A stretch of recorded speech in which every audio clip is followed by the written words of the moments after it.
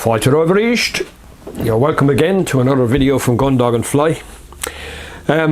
Today I'm heading down to South Kilkenny, down to Ardare Springs Angling Centre, where I've arranged to meet up with Dan O'Neill, who's an ambassador for Cadence rods here in Ireland. Now, Cadence rods are new to me in the sense I've never handled one or seen one even. I've heard some good things about them, so it'll be interesting to see. I have one particular rod in mind, and Dan has brought that rod along for me to have a look at. Now, you might say, looking up here behind me, that I certainly have enough rods already, and I suppose like most anglers, fly anglers, I have more rods than I actually need or will possibly ever use. But I just have it in my head that a 10-foot 5-weight would be just perfect for the kind of wet fly fishing I like to do. Now, you can make any rod, of course, work potentially to fish any method, but just 10-foot 5-weight would be a really nice rod to use for wet fly fishing in my view.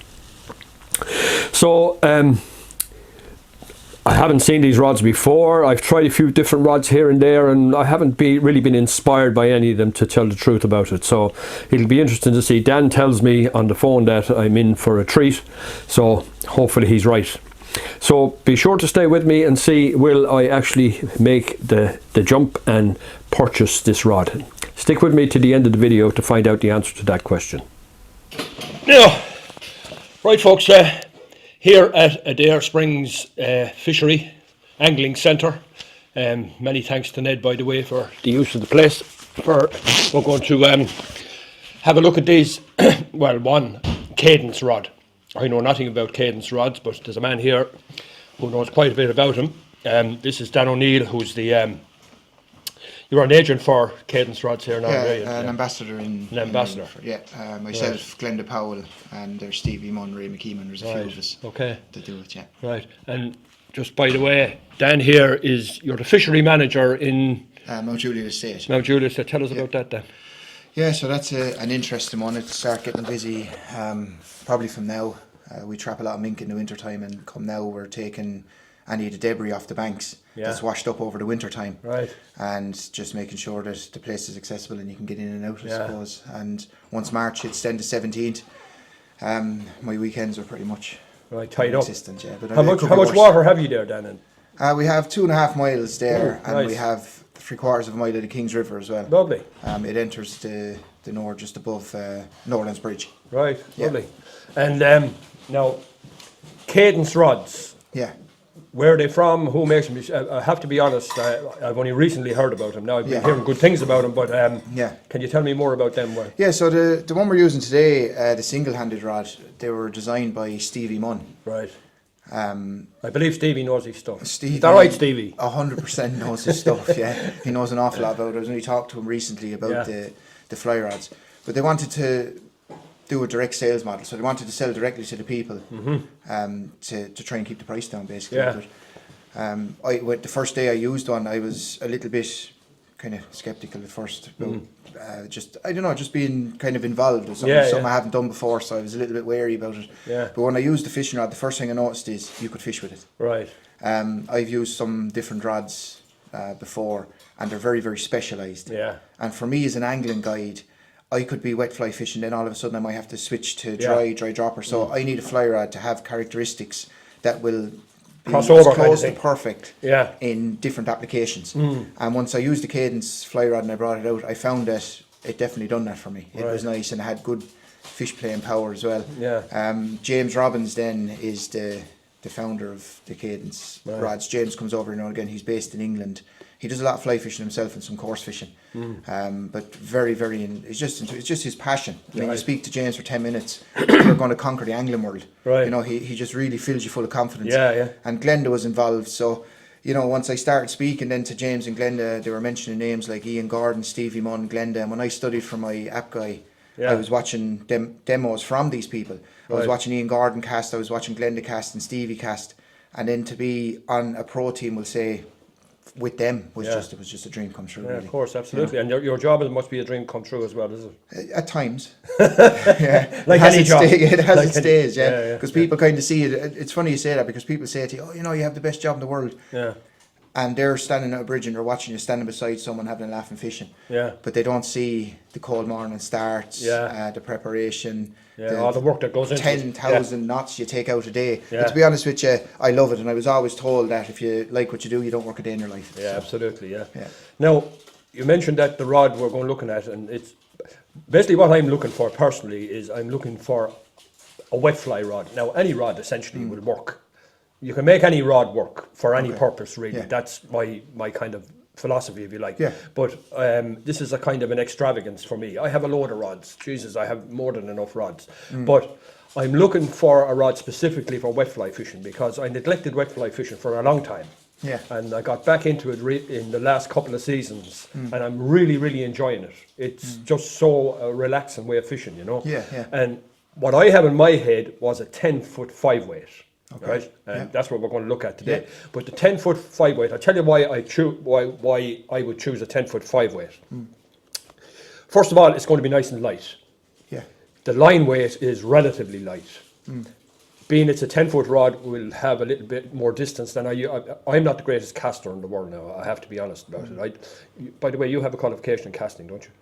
Yeah, I like to help people if they need help. Yeah, by the way, I saw the last time I saw you here at this place was at the Angling Fair, and you were out there all day helping kids. So oh yeah, well that's another thing actually, just going back a little bit, that's another thing with Cadence. So when you spend more than 50 hours with Cadence, they donate to getting kids out fishing to get them rods. So that was another big part of it, because I love working with children and getting children involved. As you can see, Anthony himself has always had caught a fish this morning. I haven't had anything. Anthony's his son, by the way, and I was watching him fishing here this morning, and he's enthusiastic to say the least. Oh, he is. Yeah, the cold didn't stop him this morning.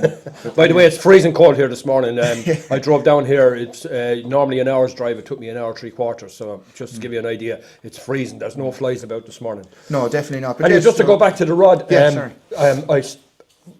I want a 10-foot 5-weight because that just appeals to me as a wet fly rod, but also then it could also be doubled up as what I would call a mayfly rod, because sometimes we get them in a mayfly fishing, and that rod, now again any rod would do, but that would kind of particularly suit mayfly fishing.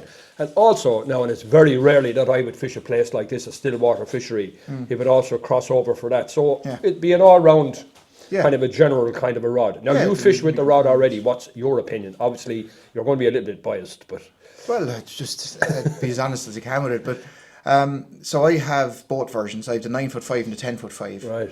The difference is phenomenal. Right. The 9-foot 5, when I used it first, I thought the 10-foot 5 is maybe not what I'm going to be looking for, because like you, I absolutely love wet fly fishing because I love casting.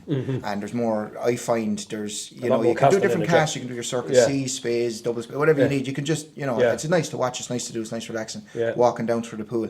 So a 10-foot 5, I said, right, I'll try this now. I'm not too sure. You know, I wanted a little bit of extra distance, a little bit of poke, and if the water's slightly higher then as well, I needed something that had that little bit of backbone around the midsection. Power, just to be able to control a fish so you don't lose the run of them.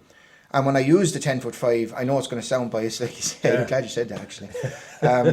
So I am going to sound a little bit, but it was perfect for what I needed. I've had another 10-foot 5 out last year of a different rod, and I found that it was just a little bit too stiff for me, and it was very, very tippy. But this rod, like I said to you, and it's kind of very similar to what you said. I wanted it for wet fly. I wanted it for this kind of thing with Anthony.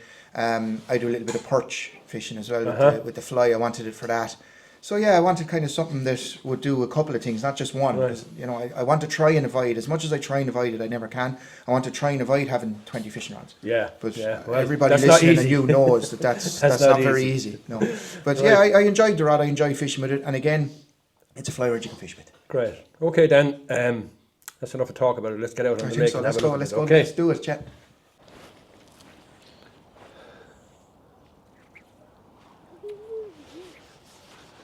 Right, Dan, give us a feel of this rod. There you go, George. All yours. Ooh, that's light. Very, very light. That's exactly everybody, to be honest. That's first impression is how light it is. Yeah, and the handle as well, how smooth it is into the blank, I think is nice. Yeah, it's absolutely, it feels really nice. Let me just make an exploratory cast and then we'll talk about it.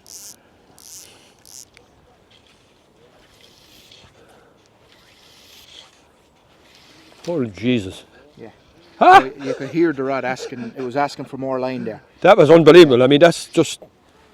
Yeah. I've casted. I don't know what distance that is, but Yeah, so we have marks on the line there. You're probably gone to, yeah, so you're at about 50, touching 50 feet there. With 50 feet? Yeah. And that was so easy. Because what you're doing is you're accessing the midsection of the rod, so... Whoa, look at that, I even overpowered it. Yeah. I was asking it to do too much. Yeah. The rod will do it for you. The rod will do it for you. Yeah, let me just do that again. Oh, yeah. So again, you could hear the tick, and that was asking for more line because you're accessing the middle section here. And that's the beauty about these rods. For any casting level, it's so easy to access the midsection to get that power to punch it, to give it go forward. And you have to allow the rod to do the work for you. And the rod will work for you. Absolutely, if you allow it. Like, and the other thing, how you doing? I just noticed there as well, I'm picking a particular point there. Yeah. And I'm literally, that literally hit exactly where I wanted it to go at 50 feet. Yeah. So accuracy is hugely important, and it's for a few different reasons. When you're on the river, if you're dry dropping or indicator fishing, or even dry fly fishing when the light is low, it's very important that the fly, the indicator, or whatever it is you're looking for, goes where you're looking. Where you want it to go. Yeah, so I have people out sometimes and they're watching, and I'm looking this way and they're looking that way, and I'm like, can you just watch your indicator coming down? Yeah, I'm looking at it. Well, you're not, because your indicator's here. Because when they're casting, they're looking here, expecting it to land here, but it's landed over here. Right. So accuracy is highly important. Well, I would prioritize accuracy over anything else in the type of fishing I do. I mean, I need to be accurate because the fish I'm fishing for are super spooky fish. Yeah. And if you make a mistake, if you're not accurate with your casting, well then the likelihood of catching any of those fish is remote. What way do you have this set up then? What reel is actually on here? So we have the CF20 reel that was designed again by Stevie. Carbon drag system. The drag system is smooth, which is important for me. You lose a lot less fish. Lovely and light as well. It's very, very light, balanced for this rod. And then we have the Stevie Munn fly line as well on here. Right, this is a 5-weight forward line. Yeah. Now I generally don't fish weight forwards because maybe I'm old school, but I've been fishing double taper since I was a child, and I'm used to them. But for the kind of fishing that I want this type of rod for, the wet fly fishing, like a weight forward would be helpful. There's less effort required in getting the line to where you want it, you know. And like, I'm seriously impressed already, Dan, I have to say. I'm just looking at, it's sort of a grey matte blank, yeah. To eliminate flash, so in this range there's 8'6" rods as well in 3 weights for dry fly and smaller rivers, or nymphing or whatever you want to do. And it just eliminates the rod flash. Right. So it's no shine. And what's the actual rod material? What's it made from? It's a T-mesh system is what they use for this, which eliminates the rod side to side wobble after the cast. Okay. So again, like we spoke earlier, it's a technical kind of side to it, but it helps with loop stability. Yes. When you're casting, so if you have less side to side wobble, it's better overall. So for the more advanced casters or people who want to go on maybe and do exams or whatever with this rod, it's suitable for that too. But like at a short distance, there's literally effort less. Like for the typical distances I'd be fishing, we'll say. Yeah. It's very easy, and it's very easy to cast from the tip of the rod as well. So if you come back and you stop the rod sooner and just give a little flick. Yes, I've just done that there. You'll get far more accuracy as well with it, and you're casting off the tip. Whereas when you extend your casting stroke and you're coming into this section here, which is what you're doing, when you're getting your 60 and 70 foot cast, it just shoots out. And for people who want to haul then and do different things and you access the butt, that will easily throw 75 or 80, 85 feet of line, no problem. Absolutely beautiful. Yeah. And where would one acquire such a rod? Where would I get one of these then? So there's a team of ambassadors in Ireland. You have Stevie himself, there's Glenda Powell, there's Ray McKeeman and myself. So if you wanted one of these rods, you would contact one of us. You can go onto the Cadence website as well, and you can order from one of us really. Right. And I suppose another thing was that I really wanted to do. I wanted to know a little bit more about the customer care and the customer support. And with Cadence, I have to say it's absolutely brilliant. If you break any section of the rod, you just contact like one of the people I've mentioned, or Cadence directly, and they will, for a small fee, send you across whatever section. The relevant section that's broken. Be a couple of days. I've had a rod before where I made it into a 5-piece accidentally one day with a nymph, and it was gone for 4 months, and that was my season gone. Right. Whereas being able to get back up and running in the 4 or 5 days is absolutely superb. And do you run sort of demo days and that sort of stuff? Yeah, so with Cadence we have a day coming up now in Carysville on the 27th of January. Yeah. Before you ask, yes, you are invited, George. Thank you. Look forward to seeing you there. And we will be doing a try before you buy. Now, places are limited, so the best thing to do is contact Glenda. She's organising the amount of spaces. There may be a few left. Right. So if you go on to Blackwater Fishing Lodge and email Glenda, Glenda will get back to you as soon as she can. Well, I have to say, Dan, I'm seriously impressed with this rod. So much so, Dan, that I am now going to ask you to arrange one of these for me as Brilliant. It's set up here. Rod, reel and line. I mean, I don't believe I'm going to get any better. No, I to be honest with you, I agree with you. And again, we spoke about being biased earlier on. I'm glad you mentioned it again. But no, that is probably the best 10-foot 5-weight I have ever used. And I have to say, it's having tried a few different types of rods and a few different makes of rods, this is without doubt, this is exactly what I'm looking for. So I need to look no further, basically. Yeah, that's it. You've had it. Brilliant. Thanks very much, Dan. Absolutely. Much appreciated. Yeah.